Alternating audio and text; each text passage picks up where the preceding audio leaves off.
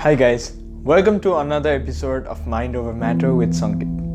Now, in our previous videos, we've talked about various things related to our physical health as well as our mental health and also our spiritual health. Now, in this series, in the next few videos, I'll be talking about how we can maintain our social well-being, how we can spread positivity, and how we can also be very positive ourselves.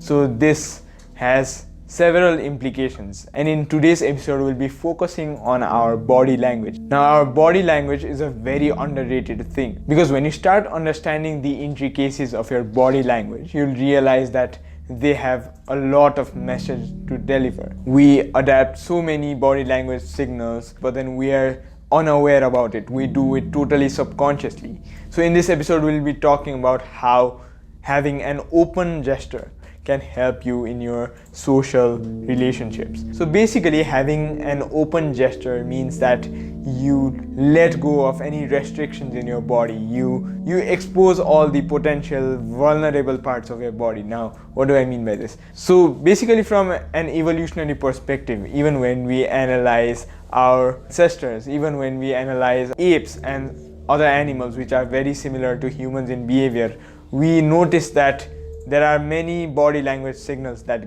they give to us, even if they cannot speak. Now, having an open gesture means that you are open to conversations, you're open to connection with other people. Similarly, it also means that you are confident about yourself and you are not restricting yourself from anything external. Now, generally, we do not notice it, but then many of our body language signals give off a very negative message. For instance, it's a very common gesture for everyone to have folded arms. But then no matter how much you try to convince yourself that you're folding your arms because it's comfortable for you or because it's a habit that you have developed, the underlying message within that is that you do not want a social interaction, or you are afraid of something external. You do not want external connections, and this can be the reason why you are not being able to make meaningful social connections. This can be why you are not being able to connect to other people. Now, as you might have heard about it, most of our conversations happen non-verbally, meaning unless there are expressions in our conversations, the words that we speak are simply bland. They do not have much meaning, but then when they're added with expressions, that is when the words get their weight. Now, more than the verbal communication, the non-verbal communication is the more important part. You might have also read that women are better at observing body language signals because they're more receptive of information. They're more aware of whatever is happening in a person's body. So if you want to create a social rapport, if you want to connect to other people, and if you want to radiate positivity to other people, one thing that you can do, and which you can start right now, is just spreading your arms and marking a certain territory. Now, this does not mean that you're marking your territory and you do not want other people to come in. That's not what I mean. But then when you have an open arm gesture, from a very evolutionary perspective, it tells the other person that you have nothing to hide. Or when you can show your open palms to other people, it shows that you have not concealed anything and that you are an open book, that you're open to an honest connection with the other person. Now, although you might say that non-verbal social interactions are not that important, this can have a major impact in your life. So it's recently that I've started learning about body language and how you can express positivity through your expressions and gesticulations. And what I have noticed is that in an unconscious manner, I always used to have a folded arm. I always used to have a very restricted, very limited, very constricted body language. And this went two-way round, meaning that if I was having any sort of negative emotions, that reflected in my body language. And on the other hand, if I had a sort of negative body language, this also reflects in my emotions. So if I occupy a very small space when sitting, if I am awkward when exposed with many other people, I've noticed that I feel very nervous about myself. Although I convince myself that I'm not nervous, I feel a little awkward and I do not feel like connecting to other people. That is because my body language tricks my brain into thinking that I am nervous. It leads me to believe that I shouldn't communicate to other people.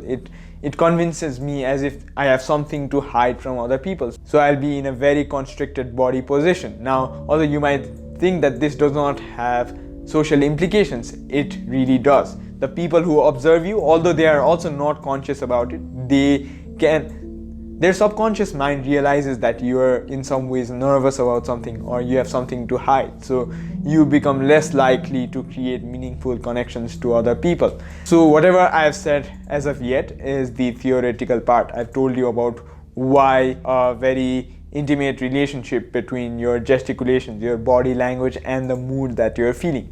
Now let us go into the action part for today. Now in this series on radiating positivity, I'll be sharing some actions that you can do in your everyday life to actually bring this into practice, and you can see the benefits in itself. You do not necessarily need to believe me when I say things, but then if you get to experience them yourself, you'll understand the value of it.